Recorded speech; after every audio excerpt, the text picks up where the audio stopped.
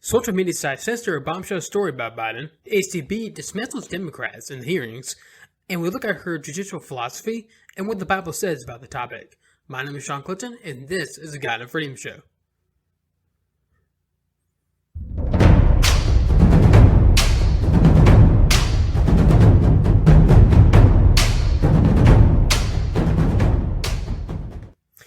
This show is sponsored by Anchor, the easiest way to make a podcast. So if you wanted to really always start a podcast, but the problem is you didn't want to really spend a ton of money to get the program that you need to get your podcast on the air and everything, and plus, buying the mic and all the equipment and stuff, well, lucky for you, there's Anchor.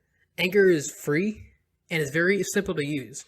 All you do, you can record your audio from your computer or your cell phone. I mean, you can get a mic course, but it's really that simple. You can also edit it on the app or on the website, anchor.fm, and then, post it, and also you can distribute it to many podcast listening sites like Apple Podcasts and Spotify. And you can monetize it by getting sponsorships or having a kind of a support little button on your kind of bio for your site. Definitely check it out if you're looking to start a podcast, and it's anchor.fm. Again, it's anchor.fm. Alrighty, so I hope everyone is having themselves a great week. Happy Saturday. It'll probably actually be Sunday when I post it. But, yeah, we have a lot to get to today, so let's just jump right into it right here.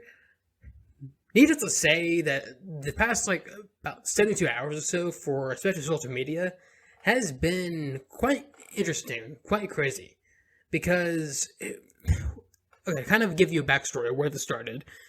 So basically, the New York Post released a story about Hunter Biden, Joe Biden's son, and his deals with, I think, Burisma, which is kind of a Ukrainian natural gas company, and his kind of secret, corrupt dealings, and that, Joe Biden supposedly had a hand in it to kind of cover up for his son and all that to keep him from being prosecuted.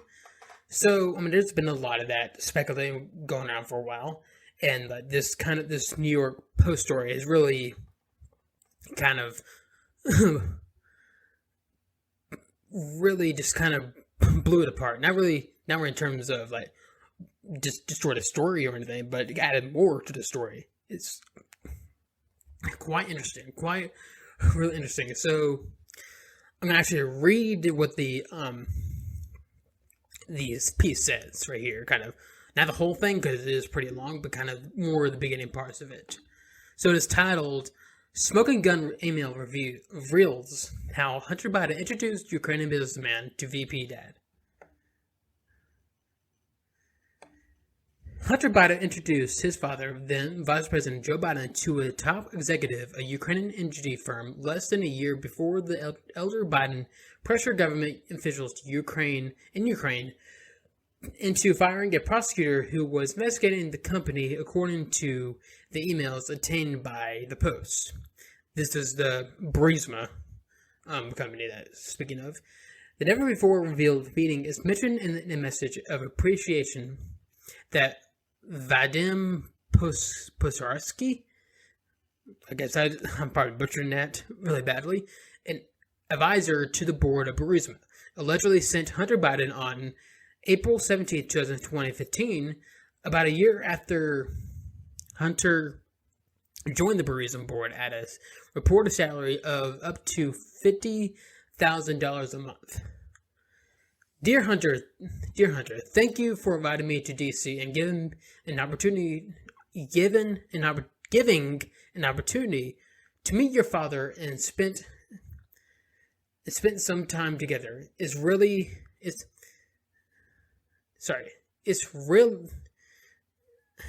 Goodness, what in the world It's really an honor and a pleasure, the email reads. An earlier email from May 2014 also shows Posiarski, reportedly Burisma's number 3 executive, asking Hunter for advice on how you could use your influence on the company's behalf. The blockbuster correspondence, which flies in the face of Joe Biden's claim that he's never spoken to my son about his overseas business dealings, is contained in a massive trove of data recovered from a laptop computer. And this is where the email. This is the email I read earlier, right here, but it's kind of the full email. Dear Hunter, thank you for inviting me to DC and giving an opportunity to meet your father and spend some time together. It's really an honor and pleasure as we spoke yesterday evening. Would be great to meet today for a quick coffee. What do you think? I could come to your office somewhere around noon or so, before or on my way to the airport. Bess V. So, first of all, the English in this email is not the best. Right there. The computer was dropped off at a repair shop in Biden's home state of Delaware in April 2019, according to the store's owner. Other material extracted from the computer includes a raunchy 12-minute video that appears to show Hunter, who is admitted struggling with addiction problems, smoking crack while engaging in a sex act with an unidentified woman, as well as numerous other sexually explicit images. The customer who brought in the water-damaged MacBook Pro for repair never paid for the service or retrieved it or hard drive on which its contents were stored. According to the shop owner, who said he tried repeatedly to contact the client, the shop owner couldn't positively identify the customer as Hunter Biden, but said the laptop bore with a sticker from the Beau Biden Foundation, named after Hunter's late brother and former Delaware Attorney General. Photos of a Delaware federal subpoena given to the Post show that the computer and hard drive were seized by the FBI in December, after the shop's owner says he alerted the feds to their existence. So this happened way back when the impeachment stuff was happening. So during that whole stupid ordeal with supposedly Trump Ukraine, but it turns out really it was Biden Ukraine. This whole mess of a thing. But before turning over the gear, the shop owner says he made a copy of the hard drive and later gave it to former Mayor Rudy Giuliani lawyer Robert Costello. Steve Bannon, former advisor to President Trump, told the Post about the existence of the hard drive in late December, and Giuliani provided the Post with a copy of it on the Sunday. Less than 8 months after the Postiarski thanked Hunter Biden for the introduction to his dad, the then vice president admittedly pressured Ukrainian President Petro Poroshenko and Prime Minister Arseniy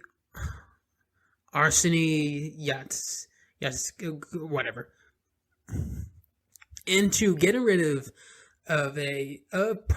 Prosecutor General Viktor Shokin by threatening to withhold $1 billion U.S. loan guaranteed during a December 2015 trip to Kiev. I looked at them and said, "I'm leaving in 6 hours.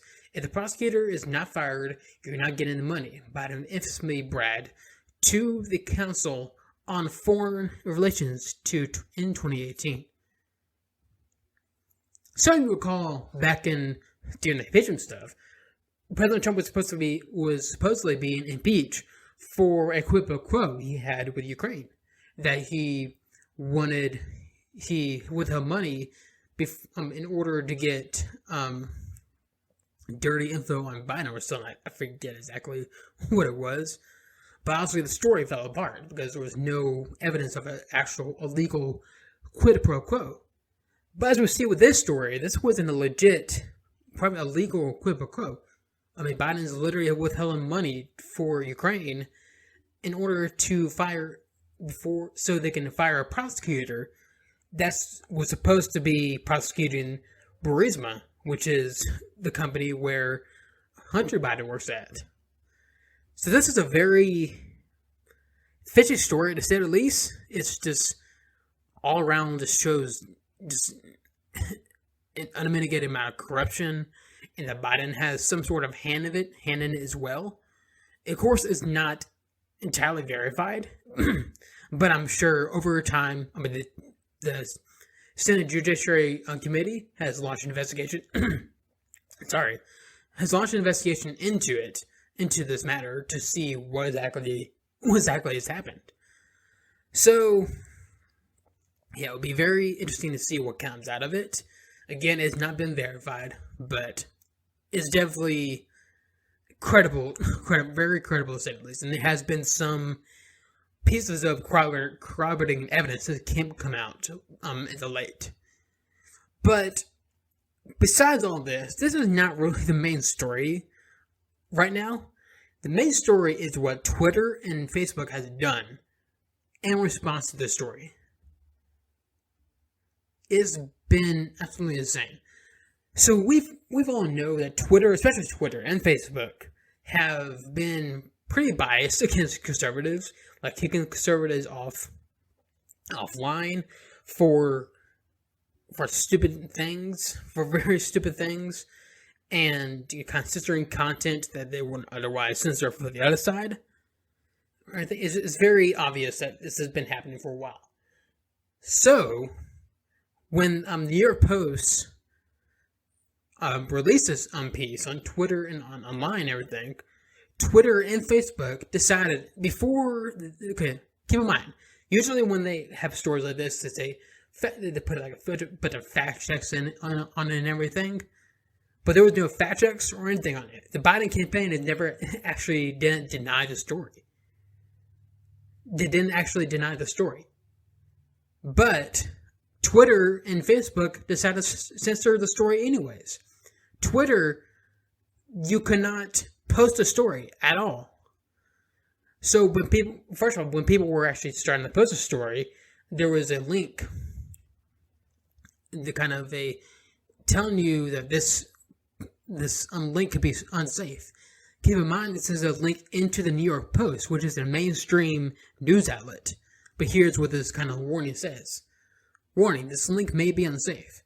The link you're trying to access has been identified by Twitter or our partners as being potentially spammy or unsafe in accordance with Twitter's URL policy. This link could fall into any of the below categories: malicious links that could steal personal information or harm electronic devices, spanning links that mislead people and disrupt their experience, violent or misleading content that could lead to real-world harm. Certain categories of content that, if posted directly on Twitter, are a violation of the Twitter rules. So, yeah, pretty weird stuff. And not only that, soon after that, they decided to ban the link all around. Look, I tried to post a link. You cannot do it. You literally cannot post a link on Twitter. And if you tried, here's what it would say. It will show this kind of pop-up. Your tweet couldn't be sent because this link has been identified by Twitter or our partners as being potentially harmful.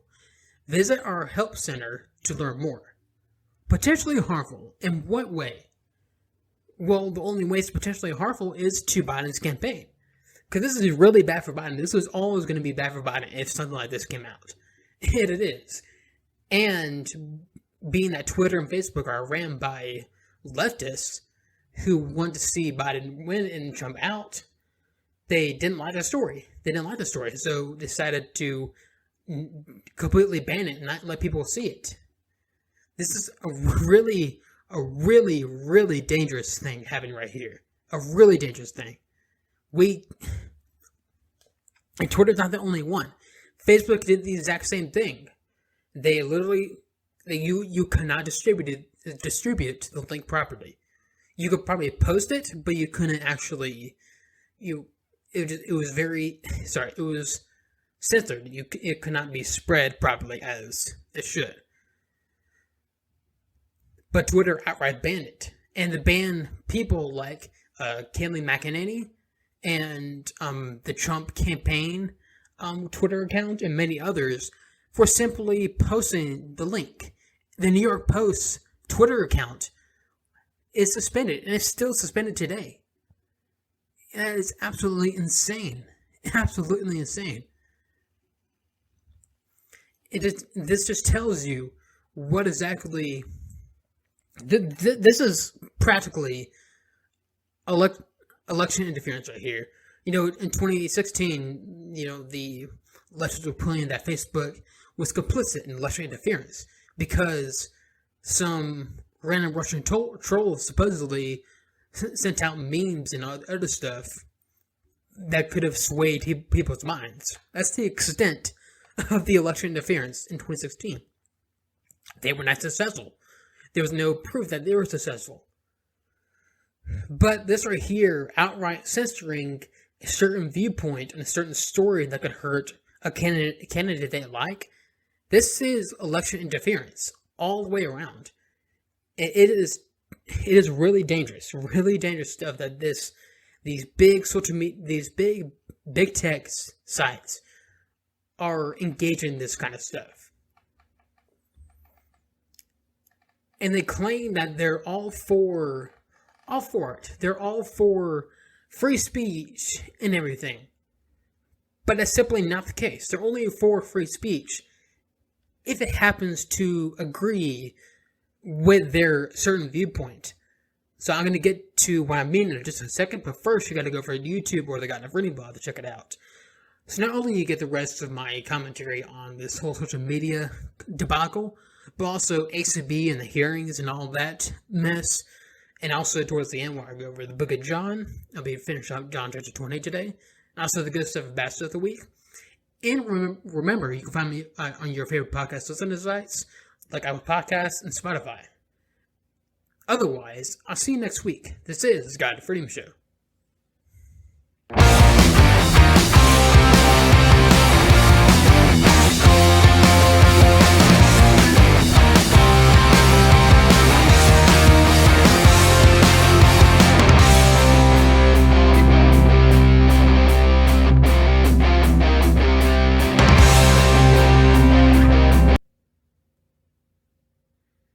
Alrighty, so let's continue on right here. So, like I said, these social media sites in the left are all saying that they're all for free speech. We're for free speech. And Donald Trump is the actual threat to free speech. When he says the media is fake news, that is a threat to the free press. How dare they? How dare he say something bad about the press? That is a threat to the free speech, to the First Amendment. But these are the same people who come around and saying, "Oh, let's ban people who say stuff that we don't like." So, which leads me to this piece by the New York Times Magazine, and it's titled "The First Amendment in the Age of Disinformation." Here's what it says. This summer, a bipartisan group of about 100 academics and journalists, pollsters, and former government officials, former campaign staff members, convened for an initiative called the Transition Integrity Project. By video conference, they met to game out a hypothetical threats to the November election and a peaceful transfer of power if the Democratic candidate, former President Joe Biden, were to win. Divided into Team Trump and Team Biden, the group ran various scenarios about counting ballots and the litigation and protests and the violence that could follow a contested election result. The idea was to test the missionary of American democracy. Describing the results in a September 3rd Describing the results In a September 3rd essay in the Washington Post, one of the project's organizers, Rosa Brooks, a Georgetown law professor and Pentagon official during the Obama administration, mentioned a situation in which Biden won the popular but lost electoral college. In that hypothetical case, desperate Democrats on Team Biden considered encouraging California and the Pacific Northwest to threaten secession to pressure Republicans to expand the size of the Senate. The next day, Michael Anton, a former national security advisor to President Trump, published an article about the Transition Integrity Project called The Coming Coup. Democrats were laying the groundwork for revolution, Anton wrote, without evidence in the American mind.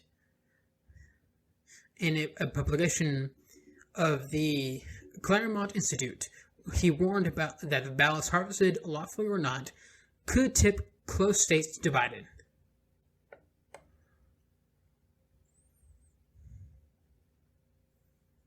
Okay.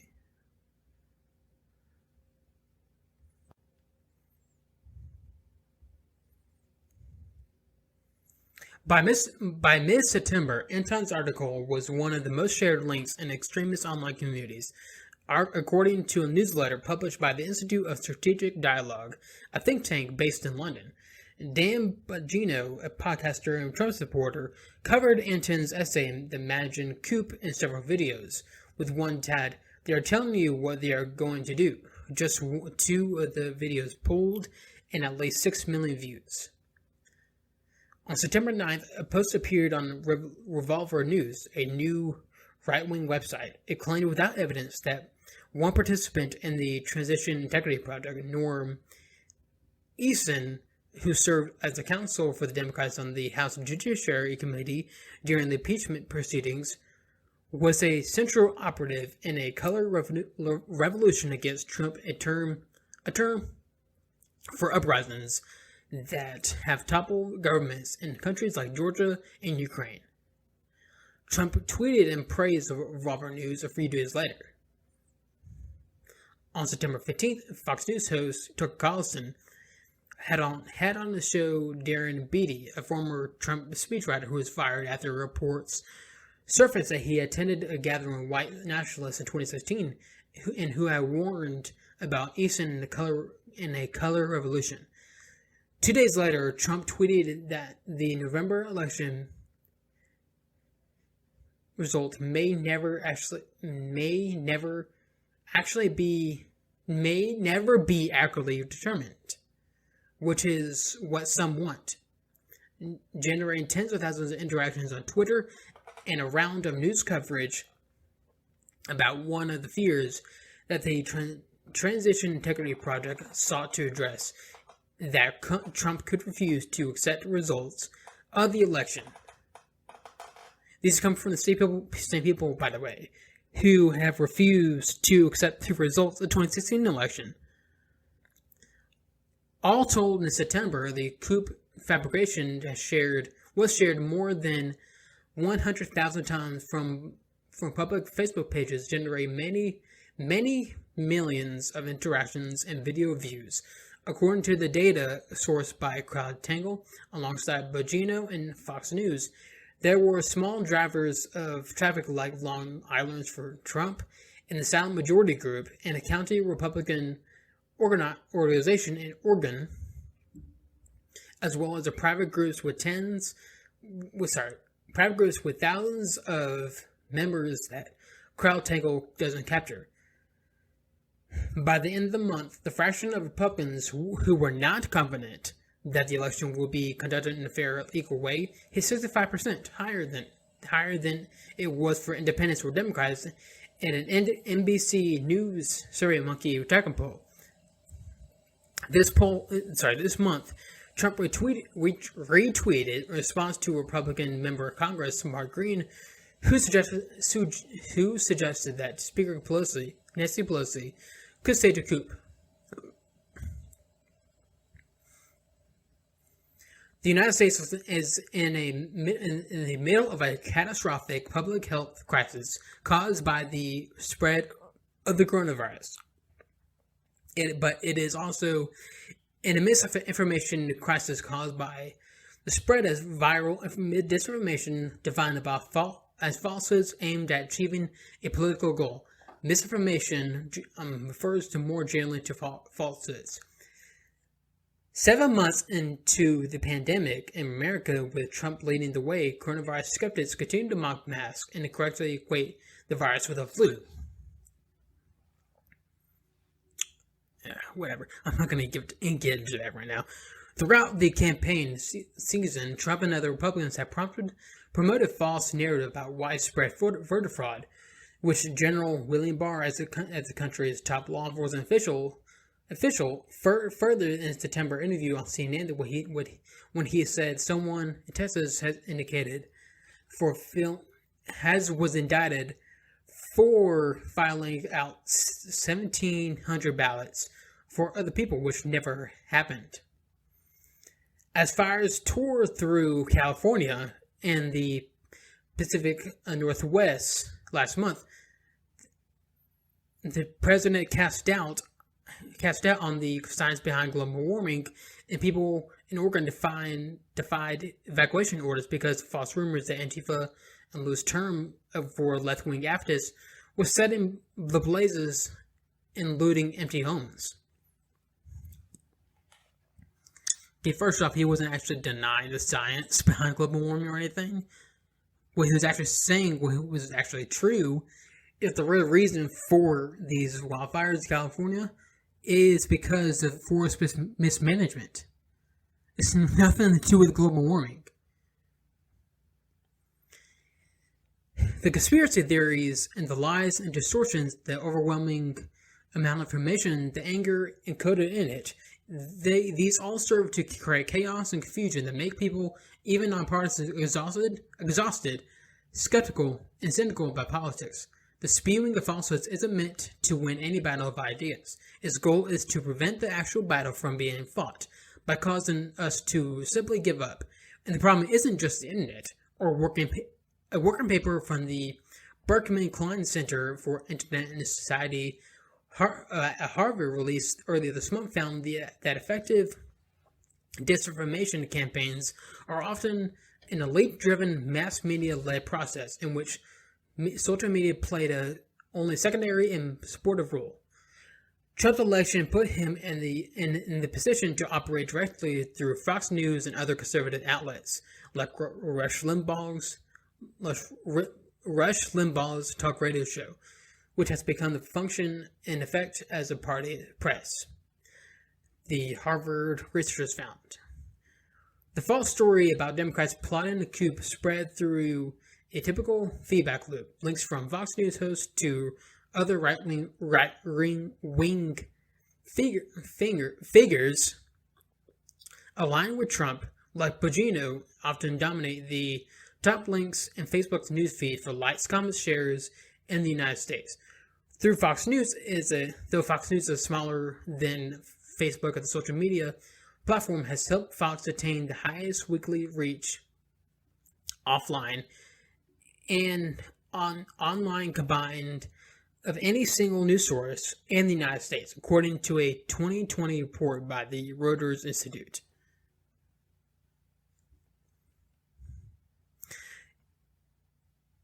It's an article of faith in the United States more speech is better than that the government should regulate it as little as possible.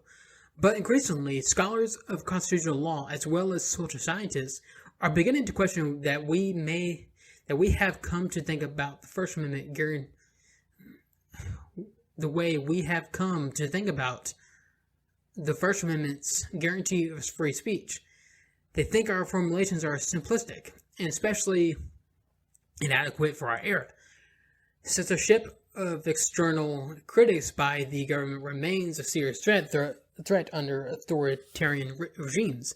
But in the United States and other democracies, there is a different kind of threat, which may be doing more damage to the discourse about politics and news and science. It encompasses the mass distortion of truth, overwhelming the voice of speech from the extremists to smear and distract. This concern spans the ideological spectrum. Along with the disinformation campaigns, there is a separate problem with troll armies, a flood of commoners, often propelled by bots, that aim to discredit or destroy the reputation of a disfavored speakers and to encourage them from speaking again. Jack Goldsmith, a conservative law professor at Harvard, writes in an essay in the Purlius Public Square, a book edited by David E. Posen, that was published this year. This tactic too may be directed by those in power. Either way, it's often grimly effective at muting critical voices, and yet, as Tim Wu, a progressive law professor at Columbia, points out in the same book, the use of speech as a tool to suppress speech is, by its nature, something very challenging for the First Amendment to deal with.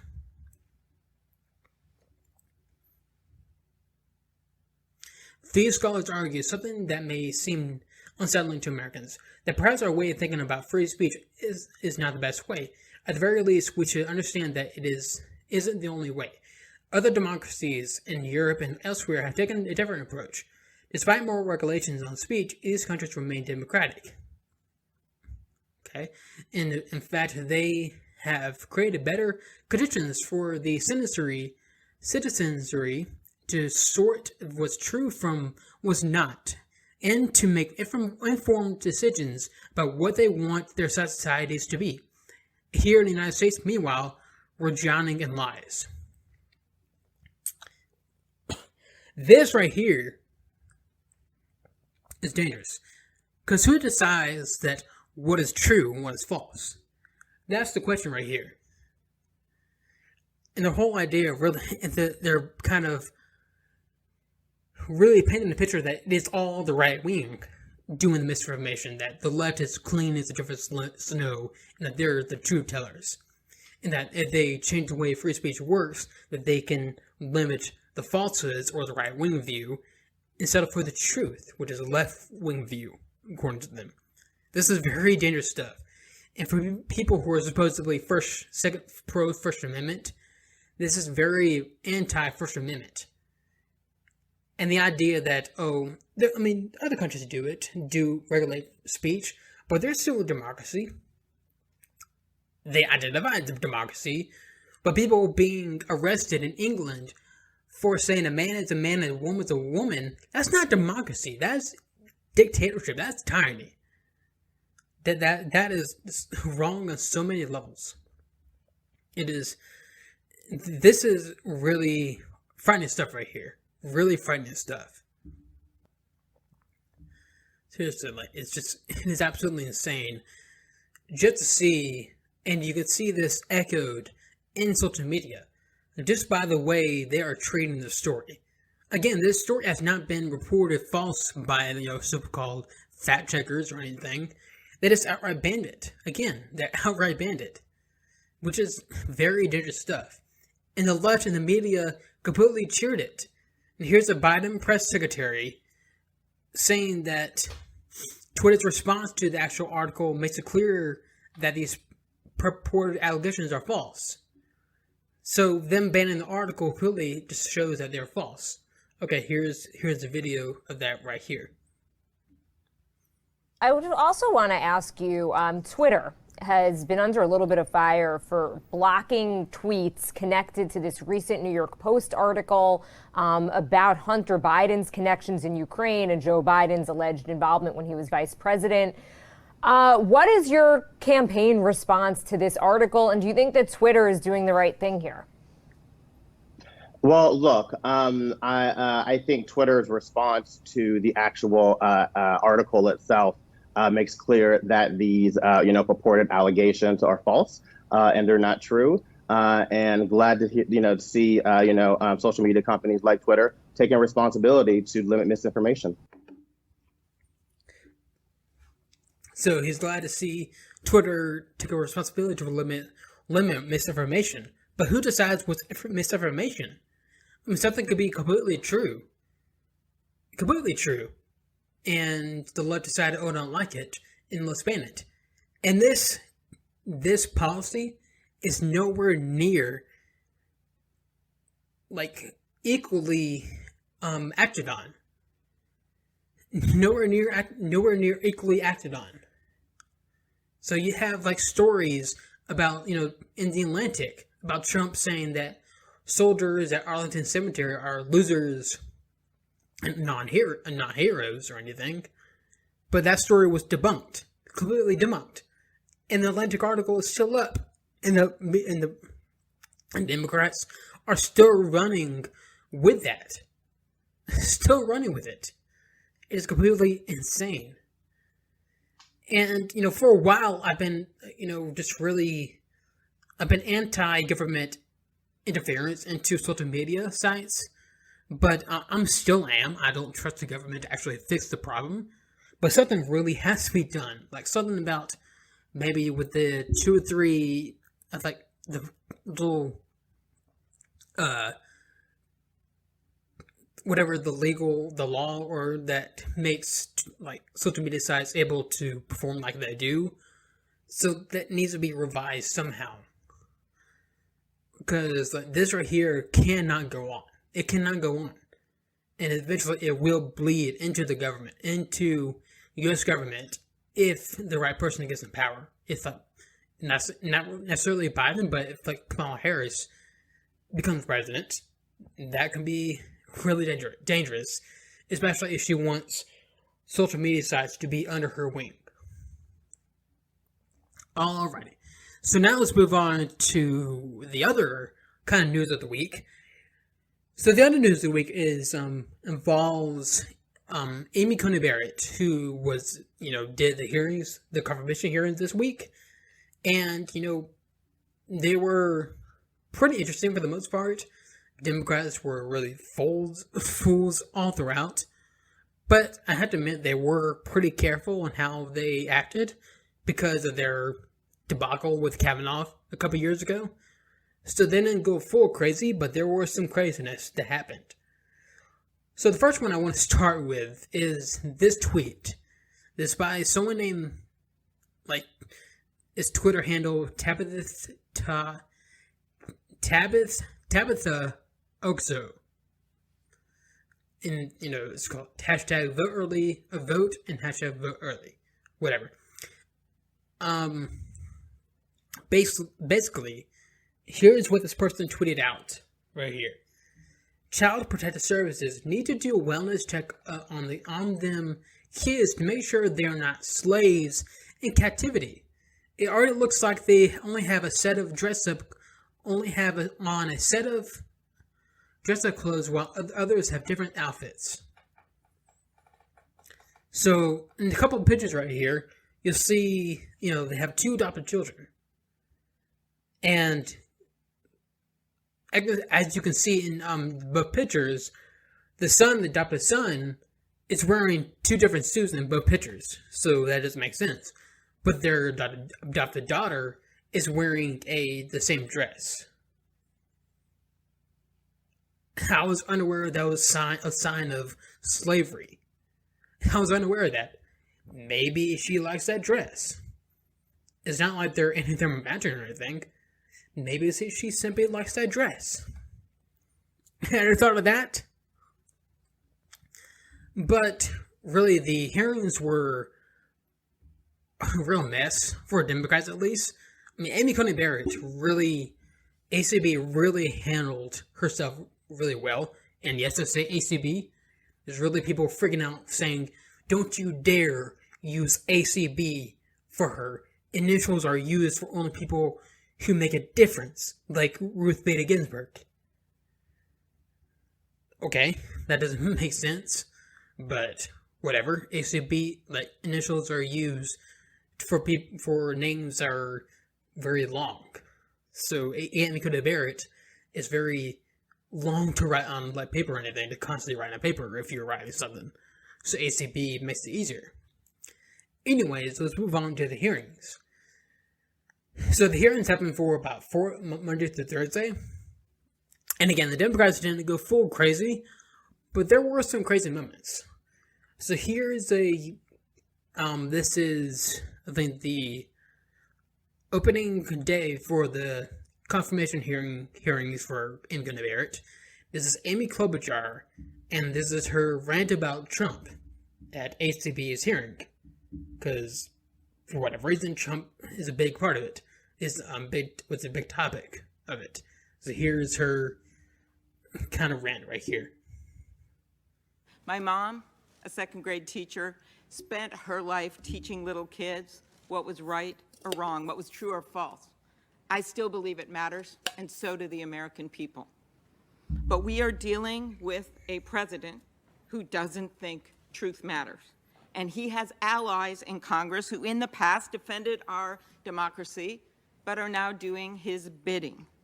Senators who clearly set out that a precedent that the president in an election year should wait, that we should have an election, and that then the people choose the president, and the president chooses the nominee. That was your precedent. It has been said that the wheels of justice turn slowly, and justice, on the other hand, can move at lightning speed, as we are seeing here today. We cannot, and you watching at home should not, separate this hearing from the moment we are in and from the judge he is trying to rush through.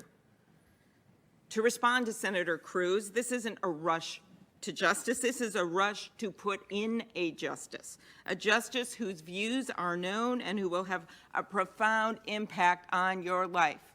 And yes, these policies that the court decides, they matter. Where you can go to school, who you can marry, decisions you can make about your own body, and yes, your health care. The president knows this.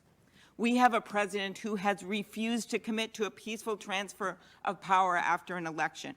Every candidate does that, but not this guy.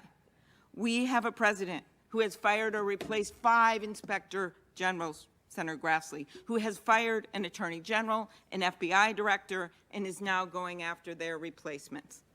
We have a president who divides our country each and every day. He has called our military suckers and losers. He's refused to condemn white supremacists, and he has the gall to hold up a Bible as a prop in front of a church instead of heeding its words, to act justly. And now he says this election will end up in court.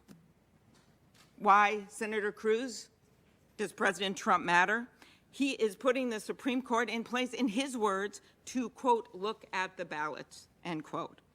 Well, I won't concede that this election is headed to the court because you know at home exactly what the president is up to. That's why you're voting. That's why you are voting in droves. Why are you voting? Well, you know that your rights, your health care is on the line.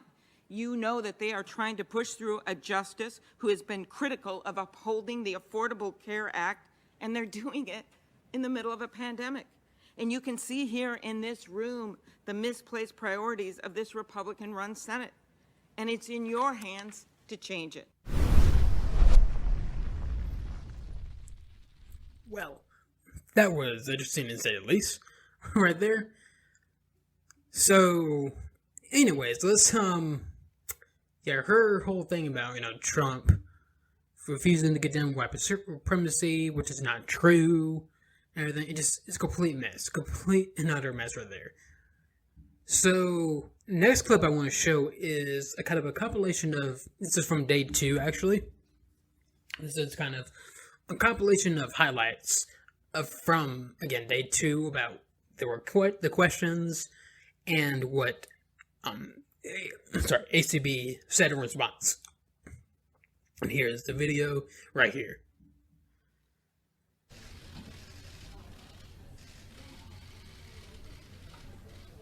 You said you're an originalist, is that true? What does that mean in English? So in English, that means that I interpret the Constitution as a law, that I interpret its text as text, and I understand it to have the meaning that it had at the time people ratified it. Okay. So that meaning doesn't change over time, and it's not up to me to update it or infuse my own policy views into it. Justice Scalia, he was an originalist, right? Yes, he was. People say that you're a female Scalia. What would you say? I would say that Justice Scalia was obviously a mentor. And as I said when I accepted the president's nomination, that his philosophy is mine too. But I want to be careful to say that if I'm confirmed, you would not be getting Justice Scalia, you would be getting Justice Barrett. In Planned Parenthood of Southeastern Pennsylvania versus Casey, Justice Scalia, as was said earlier, joined the dissent, which took the position, and I quote, "We believe that Roe was wrongly decided and that it can and should be overruled, consistent with our traditional approach to stare decisis in constitutional cases." Do you agree with Justice Scalia's view that Roe was wrongly decided? So, Senator, I do want to be forthright and answer every question so far as I can. I think on that question, I'm going to invoke Justice Kagan's description, which I think is perfectly put. When she was in her confirmation hearing, she said that she was not going to grade precedent or give it a thumbs up or a thumbs down. And I think in an area where precedent continues to be pressed and litigated, as is true of Casey, it would be particularly, it would actually be wrong and a violation of the canons for me to do that as a sitting judge. So if I express a view on a precedent one way or another, whether I say I love it or I hate it, it signals to litigants that I might tilt one way or another in a pending case. So on something that is really a major cause with major effect on over half of the population of this country, who are women, after all, it's distressing not to get a straight answer. The Democrats claim that you're being put on the Supreme Court so you can vote to repeal the Affordable Care Act. Is that your agenda? If confirmed, is your goal repealing the Affordable Care Act? Have you committed to the president or anyone else that you will vote to repeal the Affordable Care Act if confirmed by to the court? Absolutely not. I was never asked, and if I had been, that would have been a short conversation. Have you seen the George Floyd video? I have. What impact did it have on you?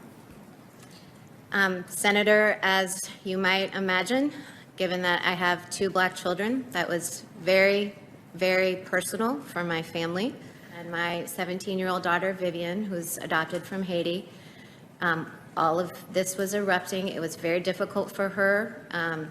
We wept together in my room. And then it was also difficult for my daughter, Juliet, who's 10. I had to try to explain some of this to them. I mean, my children, to this point in their lives, have had the benefit of growing up in a cocoon where they have not yet experienced hatred or violence. And for Vivian, to understand that there would be a risk to her brother or the son she might have one day of that kind of brutality has been an ongoing conversation. It's a difficult one for us, like it is for Americans all over the country. I'd like to ask you, as an originalist who obviously has a passion for history, I can't imagine that you could separate the two, to reflect on the history of this country. Where are we today when it comes to the issue of race? So I think it is an entirely uncontroversial and obvious statement, given, as we just talked about, the George Floyd video, that racism persists in our country.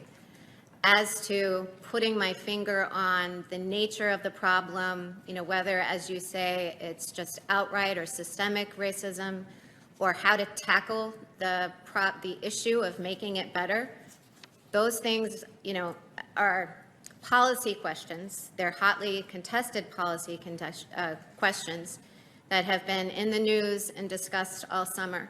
So while, as I did share my personal experience, I'm very, happy to discuss the reaction our family had to the George Floyd video. Giving broader statements or making, broader diagnoses about the problem of racism is kind of beyond what I'm capable of doing as a judge.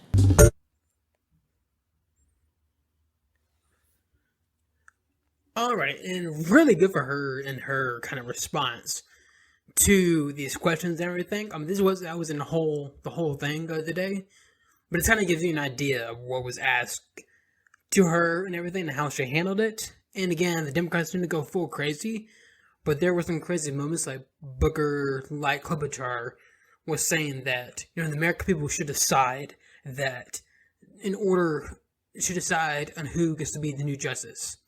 Again, there's nothing constitutional about that. There's nothing unconstitutional about the president nominating in the Senate confirming the justice right now in the election.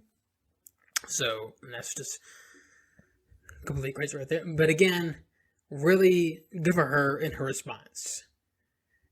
And I really want to kind of focus on her judicial philosophy and kind of what she believes. So as she was asked by Senator Elizabeth Graham at the beginning and what her judicial philosophy is, she said, she's an originalist, which is basically an originalist is someone who interprets the law or the Constitution as it was written at the time. And that's exactly how and what a justice or a judge should be, especially today.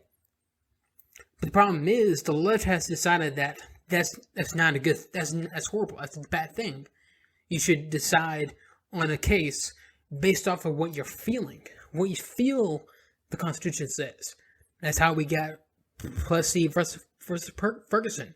That's how we got Roe versus Wade. I mean, really, Roe versus Wade, there's nothing in the Constitution that says abortion is protected.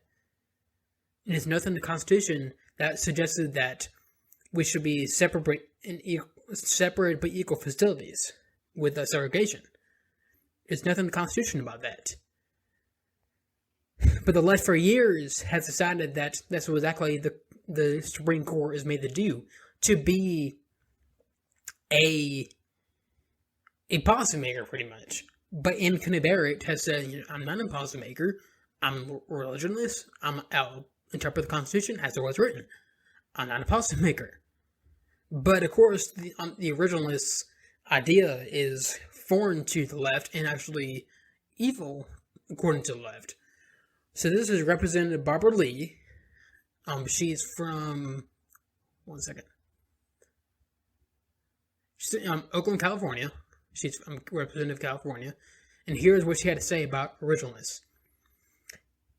An originalist reading of the Constitution would disqualify Judge Barrett or any woman from serving on the Supreme Court or from owning property or voting.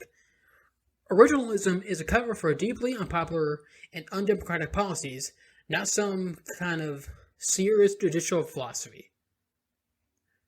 This is a representative of the United States. A representative of the United States. Are you kidding me? Are you kidding me? That's not, no, originalist is a judicial philosophy. It has been for years before the United States.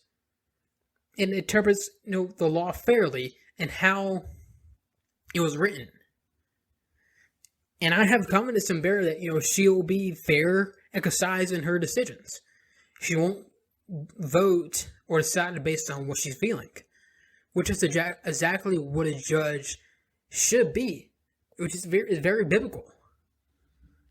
It's actually really is how what the Bible says about applying justice equally and everything. So let's jump into Scripture and see what actually says about it.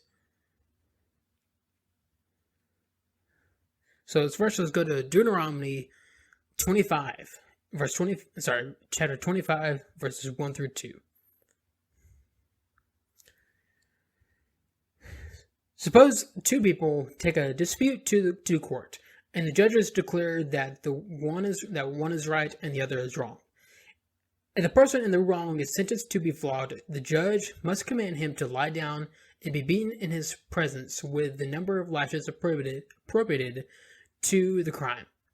But never give more than 40 lashes, for 40 lashes would publicly humiliate your neighbor.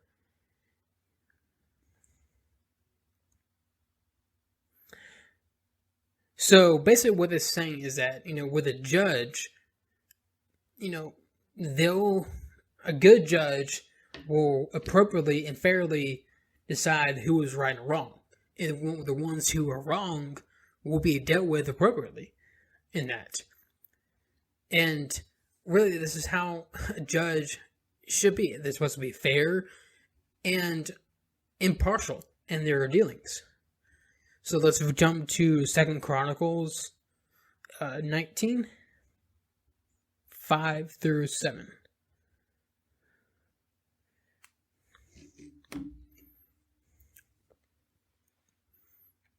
He appointed judges throughout the nation in all the fortified towns, and he said to them, "Always think carefully before pronouncing judgment.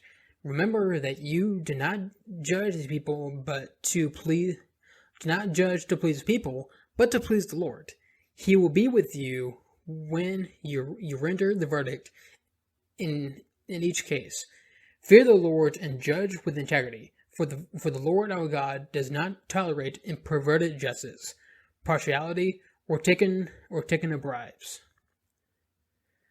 So that again just highlights, again with a judge, and this applies to all judges, not just Supreme Court. With a judge implied when initiating justice, they're supposed to be, their goal is to not please people, to not be partial, to please God, and all of that. So, again, now let's jump to Leviticus 19:15.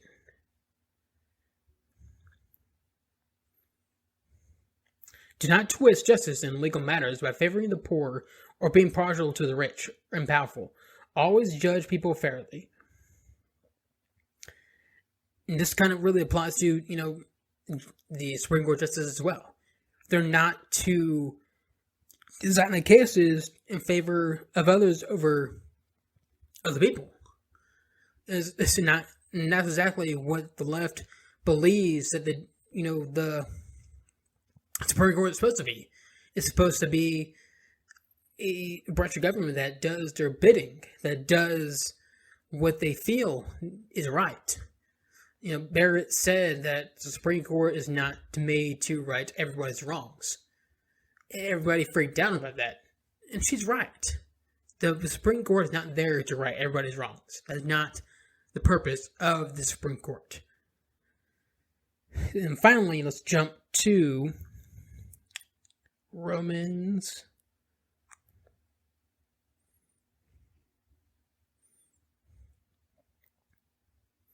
2.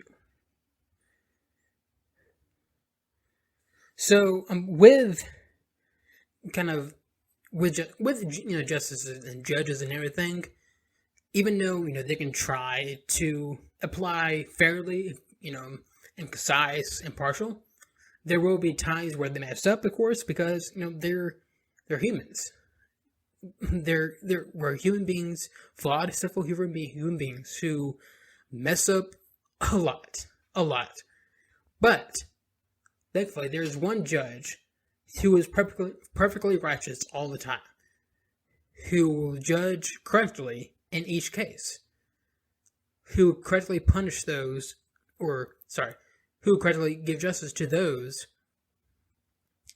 and who deserve it and everything. This is God. He is the the perfectly righteous judge. In Romans 2:11, it says, "For God does not show favoritism; He does not show partiality in His judgment. He is the true judge." And that's why, really, when it comes down to it, we deserve His punishment. We deserve His judgment. And He's perfectly just to really wipe us out like that. That's perfectly just for Him. But, thankfully, He didn't, because He's a merciful God. And He sent Jesus to earth in order, and those who believe Him, in order to die on the cross and be resurrected. And those who believe in Him will no longer be seen as, will no longer be, be seen as righteous in front of God. And we always need to be thankful for that. Christians really need to be thankful for that every single day, that we have when we see these judges and justices that do the wrong things and decide on cases wrong and do it partially in favor of someone, we got to remember that, you know, they're human beings like us. They're not perfect. They're influenced by the world, that like we can be too. But God is the perfect judge, and that He will enact the perfect justice when the time comes. Alrighty, so now let's move on to the book of John now, the Gospel of John. So we are in verse 19. We're going to be finishing up chapter 20 today. And remember, you can follow me along if you want, and I'll be in the New Living Translation.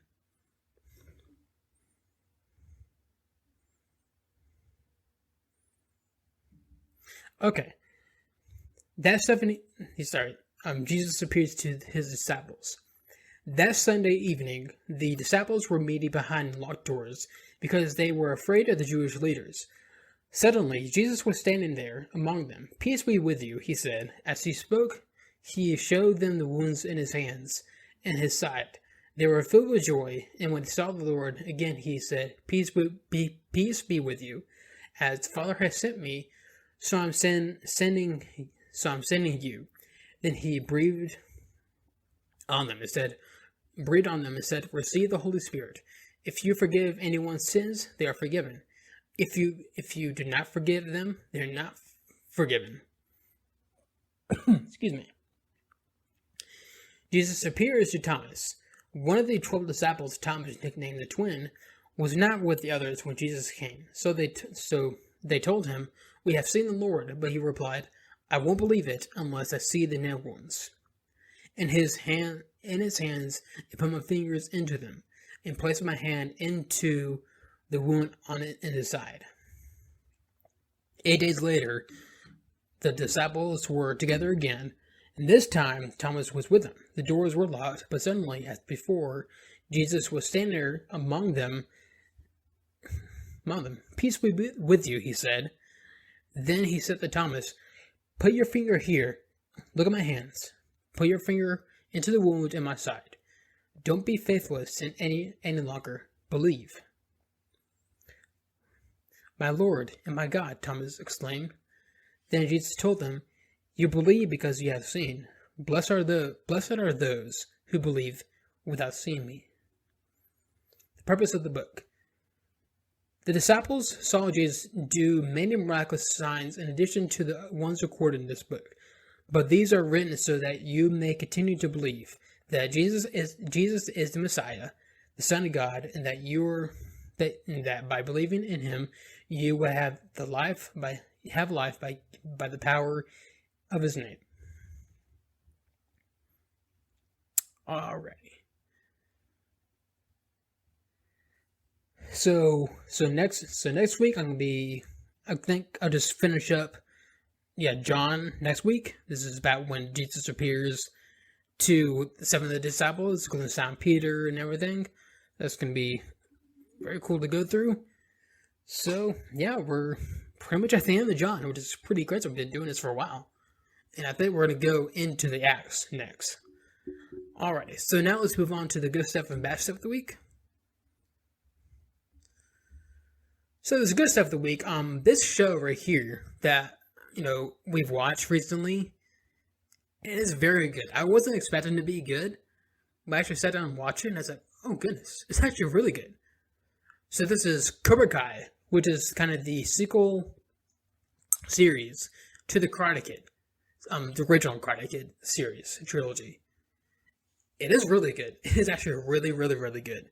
So here is kind of a quick little trailer of it. Right here. Here's the video right here. Body bang! Whoever wins the next point will be our new champion. Finish him!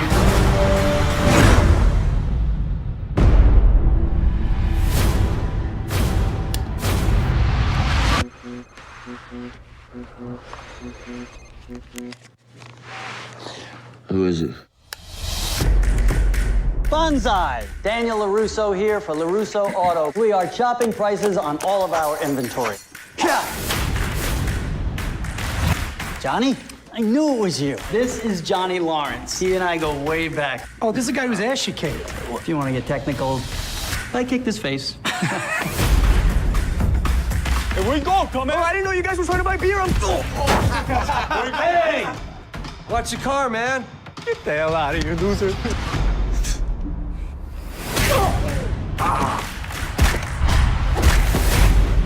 Was that like Taekwondo or something? It's karate. Do you think you could teach me? I'm driving home from work yesterday, and in this strip mall, I see... After 30 years, I thought that guy might have changed, but he's still the same prick. I heard you beat up a bunch of teenagers. I didn't beat up any teenagers. I kicked the crap out of a bunch of assholes who deserved it. Thinks he can bring Cobra Kai back to the Valley? Yeah. Not on my watch. You want those kids at school to keep dumping things on your head? You want all the girls to think you're a wangless dork? You're gonna be my karate teacher? No. I'm gonna be your sensei.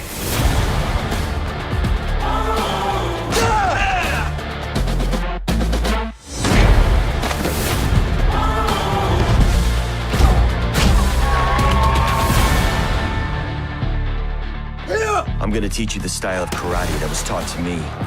A method of fighting your pansy-ass generation desperately needs. Okay, let's see what you got. She's a girl. And? I'm sorry. Are you okay? What the?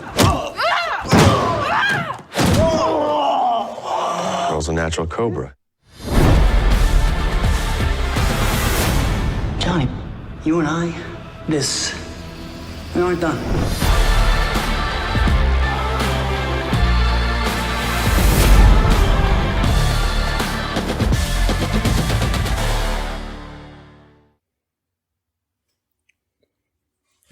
Again, this is a really, really good series, and like if you want to check it out, it's on a YouTube kind of original show, which is very cool that YouTube is actually making quality shows. Cool, but anyways, it's really good, really, really, really, really good, and I keep making this joke that this is what this Cobra Kai and Creed, which is the spin-off sequel series to Rocky. That's what the Star Wars sequel trilogy should have been. They should have taken notes from Creed and Cobra Kai all the way around. But yeah, again, check it out. It's on YouTube. Original, I think you can get. It's on YouTube Red. So really, you can get like YouTube Premium. Probably to actually watch it fully, or you can probably maybe buy it on it or whatever. And for those who still have Netflix, you haven't canceled it yet, it is on there too. So again, check it out though. Alrighty, so I think that's all I have for today. So I'll be back here next week with all the latest. My name is Sean Clinton, and this is the Guide to Freedom Show.